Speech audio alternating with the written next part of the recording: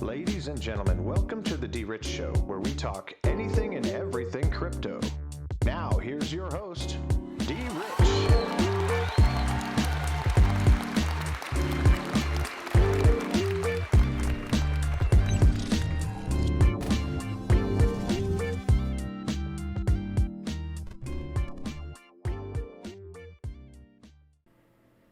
Hey everybody, welcome back to the DRich Show. This is DRich, and here is a late night video that I wanted to put out here on the 14th of July, Wednesday. There's some information and news that I wanted to make sure I covered on the channel, just in case we didn't get this information elsewhere. But here on the channel, we're going to get into some XLM news real quick, and we're also going to talk about Alliance Block and a little Ripple XRP news as far as the SEC is concerned.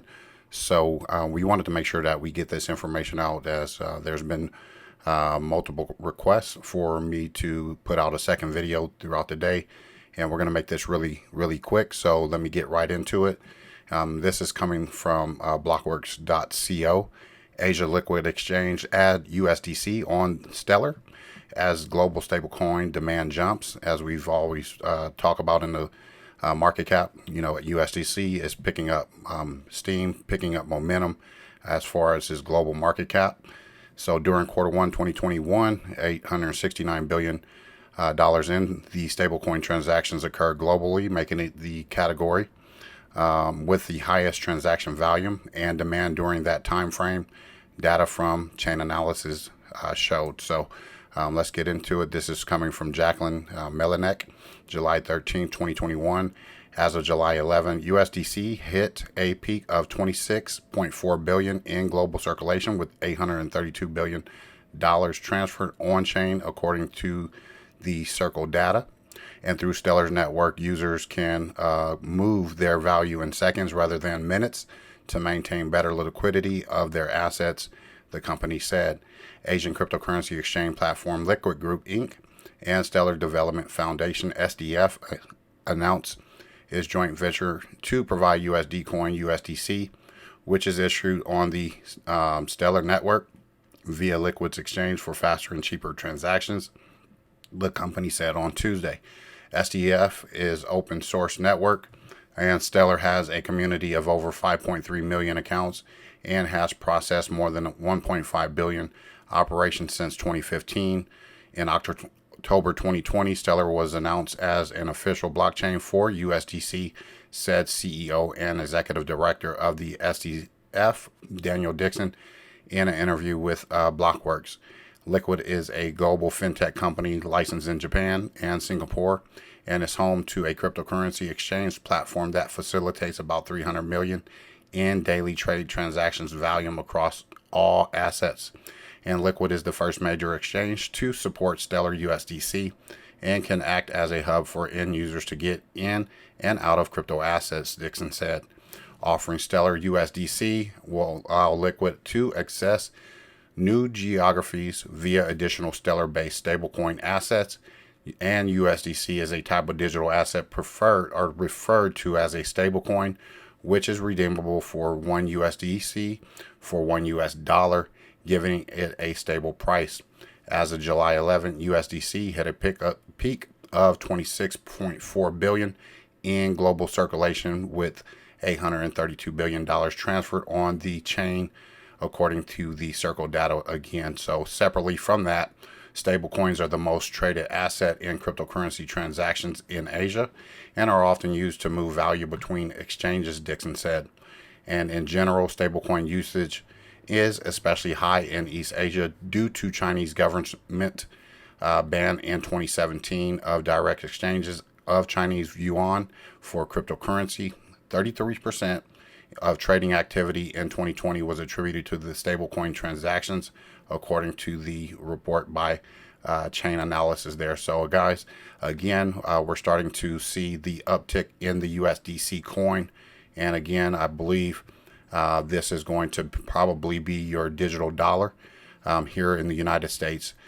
So when you are trading in your cryptocurrency, or you unilaterally using it as a position, we're going to be able to utilize this digital dollar at some point in time. I'm pretty sure we're using it now, but it's going to probably be more mainstream. So again, folks, we want to make sure that we're covering this so we kind of get aware of what is going on in the news.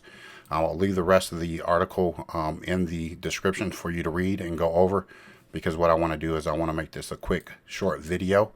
And then here the Stellar Foundation also joins forces with Samsung. Okay, so if you are a Samsung fan, or a Samsung user with your mobile cell phone provider like I am, you're excited about this, especially when it comes to Stellar. So again, the Stellar Development Foundation is a nonprofit organization which was founded in 2014 to support development of the growth of open source Stellar Network, SDC, FDF, and Stellar blockchains seek to unlock the world's economic potential by making money more fluid, markets more open, and people more empowered. And the foundation helps maintain Stellar's code base and supports the technical aspect and business communities around Stellar. The Stellar Development Foundation announced the official integration of its blockchain ecosystem into the Samsung's blockchain keystone on July 15th. This integration aims to provide a solution for Stellar end users to store private keys on selected Galaxy smartphones. And according to the announcement, developers from the Stellar ecosystem will be able to create blockchain-related apps and services for Samsung Galaxy smartphone owners. Stellar's integration in the Samsung blockchain key store is a significant step for the network and the incredible ecosystem of applications built on this platform. Samsung also provides a key management solution that is user-friendly and also drives greater adoption of blockchain technology. With this integration, they have begun to open up the new network of users that can benefit from the combined innovation of Stellar as well as Samsung. Samsung smartphones, which are eligible for the integration, include the Galaxy S20 series, Galaxy Z Flip, Galaxy Note 10 series, the Galaxy Fold, and the Galaxy S10 series. So folks, if you hold any one of those smartphones, this should be ready for your use as far as this is concerned, according to the article, which will happen tomorrow, July 15th. Okay, so pay attention to that. I will most definitely look into that. I have a Galaxy Note 8, so I don't upgrade my phone because it's a racket, and I'm not into giving these folks any additional money if I don't have to. So anyway, if you guys are holding any one of these cell phones, go ahead and take a peek. Leave me information in the description. Leave me some comments so I can kind of know what to look for, because at the end of the day, my children do have the S20 series as well, so we want to make sure that I can help them out with that as well. So I appreciate that in advance. So anyway, we're going to talk about Alliance Block. Alliance Bridge introduces seamless and fully decentralized interoperability between blockchains, which was written about 2 days ago. It's a 7-minute read. I'm not going to read the whole thing, but I want to kind of get to the nuts and bolts of what the article is talking about. And Alliance Block has successfully built out, tested, and audited its seamless and fully decentralized blockchain interoperability platform, Alliance Bridge, which has now been launched on the mainnet. And you can use it here and view our tutorial here too. So you want to go ahead and click those links there, here, and here. It'll take you to the next phase of looking at the tutorial and how to use it. Alliance Bridge is fast, secure, decentralized, and open source interoperability solution that helps DeFi overcome the limits of fragmented blockchain space. And it is also completely chain agnostic and is built for blockchain interoperability. It can be used natively on the target blockchains and can drive the mass adoptions as seamless blockchain compatibility features that DeFi seeks, but has so far been able to achieve. Alliance Bridge will enable applications built on different blockchains to communicate with and interact with one another, and something which has never been before possible, and is groundbreaking development for the blockchain space as a whole. On launch, Ethereum, BSC, Avalanche, and Polygon, 4 of the leading blockchains and protocols, will be supported with capabilities to add new blockchains built in the Alliance Bridge protocol. So again, folks, if you listened to me earlier, I'm bullish on Alliance Block. I'm bullish on XLM. I'm bullish on pretty much every single cryptocurrency that I discuss here on the channel. So again, if I talk about it, I hold it. More than likely I do. We want to make sure that we're covering it, okay? Thanks to the development of sophisticated SDK and integrations with decentralized exchanges, Alliance Bridge provides fast, secure, and fully decentralized cross-chain swaps and access to a wide range of DeFi products as well as services, starting with the leading blockchains and protocol mentioned above, all using the same integrated suite of tools. And these developments also add utility to the Bridge native ALBT token. And furthermore, through a partnership with Hedera Hashgraph, Alliance Bridge has been able to create a unique consensus mechanism that achieves consensus with significant performance and speed stability improvements that are unmatched, therefore setting a new industry standard. And the project also plans to have 11 validators by the end of the year by adding 8 more validators on top of the already existing 3, leading to an even more decentralized and more transparent consensus. So folks, I'll leave the rest of this in the description for you guys to read. I want you guys to go over it. I don't want to waste too much time, but I think we got to the nuts and bolts of that. But before I go, by using Hedera Consensus Services, HSC, a trust layer that creates an immutable and verifiable log of messages, Alliance Bridge achieves significant performance optimizations, and these make the bridge faster, more decentralized, and more transparent than the industry standard. Decentralization is also enhanced by adding more network validators, and at present the project has 3 validators, which is LimeChain, Faculty Group, as well as Alliance Block. So again, folks, go ahead and take a peek at this and look at it, read it over, and make sure that we are getting that information understood for ourselves, okay? So anyway, here is an article by Finance Feeds. SEC versus Ripple stakeholders engagement with the ledger system is key, says one expert, and this is written today, July 14th. A distinction must be made based on the nature of the stakeholders' engagement with the ledger system, not the number of tokens that they hold. The complaint filed by the SEC against Ripple Labs and co-founder Brad Garlinghouse and Chris Larsen continues to attract the attention of experts of law, economics, as well as technology. Brown Howell, a New Zealand-based academic who is a non-resident senior fellow at the American Enterprise Institute, has commented on the ongoing lawsuit in which the SEC claims Ripple raised over $1.3 billion through unregistered ongoing digital asset securities offerings. And the defendant not only states that it never held an initial coin offering, but also claims that the U.S. regulator failed to provide fair notice, which is Ripple's favorite line of defense, as it has the potential to nullify the Howey test and save the industry from the SEC. Just real quick, the Howey test, which is also being put into question by Rutgers Law School academics, says that the ledger operation value changes due to the efforts of the product maker to boost the value of the product, and if this is reflected in the value of the tokens, then the tokens represent shares in the system. The SEC claims that XRP is the product of Ripple's decentralized ledger system. Wait a minute. The SEC claims that XRP is the product of Ripple's decentralized ledger system and also a share in it. No, there's no shares in it. We don't have stock that we have purchased. We have purchased a digital asset that is completely separate, okay? Not a currency. Its claim is further supported by the fact that the development of the software to operate the DLS was funded by capital raised from individuals who were rewarded with tokens. Okay, this is Brown Howell's first objection to the regulator's approach. And if the SEC succeeds in making the only difference in how tokens are classified, the way their development was funded, then future options for funding cryptocurrency developments will be severely constrained. So read the rest of this. I want to make sure that you guys have some reading material for yourselves before we get to tomorrow's video. But it's some very interesting things here.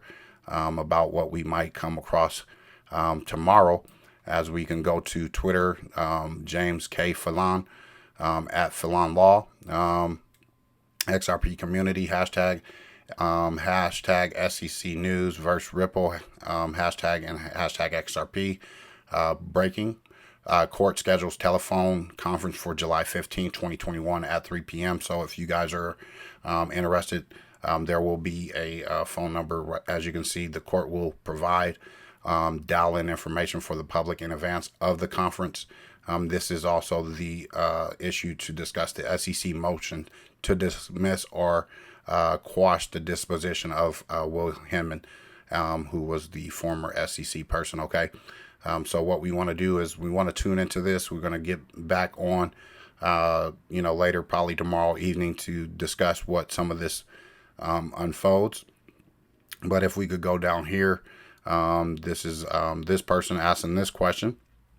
And then Jeremy Hogan states that my guess is that she will issue a ruling at the hearing because the deposition is scheduled for the 19th, which is later next week, which is Monday. And if not at the hearing, then she only has 1 or 2 days to put in order in writing. So, folks, we're going to pay attention to this. We're going to make sure that we know where we stand as far as this is concerned, especially as investors of the XRP token. And in my opinion, this is my opinion, they are only going after XRP because we know, they know what this represents. Okay. This represents the end of their system and their reign as far as their control, their bullying tactics and things like that. And this is why you see, Ethereum and Bitcoin not even really being dealt with. And I'll just say this, folks, and I've been thinking about this for some time now. What they will do opposite of President Trump. Okay. He doesn't like Bitcoin.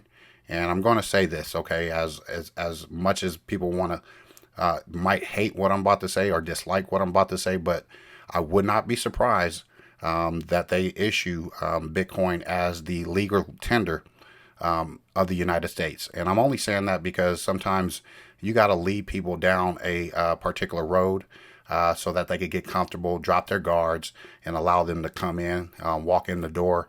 And then have them walk in with the doors with their pants down, because what we find out is Biden removed Executive Order 13772, which is the same executive order that Trump put into place when he first came in 2017 with Ripple attached to that. So you got to kind of compare those two. Why did Trump put it in place and why did Biden remove it? Okay, so you got to kind of understand that idea. Just kind of wrap your mind around it and kind of say, okay, well, I can see it from that perspective of that happening. But then again, what I would say is there's some executive orders like 13818 and 13848 that will ultimately be a determination to seize all of their assets. So this is going to shake a lot of people. It's going to discourage a lot of people. But I just want to throw that idea out there so that you guys are mentally prepared of the possibility. Okay, I'm not saying it's going to happen. I'm just saying it's a possibility, and I'm just speculating on this opportunity for them to take to render Bitcoin as a currency of some sort here in the United States. And you're starting to see people adopt it as a legal tender in other places, in other countries. So you want to kind of, pay attention to that because at the end of the day, if you ignore it, you're going to get caught off guard, and then it's going to be FUD thrown around in the market. And I want to make sure that I'm covering all of the bases with you all so that you guys are sure of your investment. I'm sure of my investment with XRP. There's nothing that they can really do to shake me out of that position. So at the end of the day, I want to make sure that I encourage you guys to continue to stay firm. Hold your guns, okay? Hold your seat, all right? Because it's going to get rocky. It's going to get bumpy. It's going to get ugly.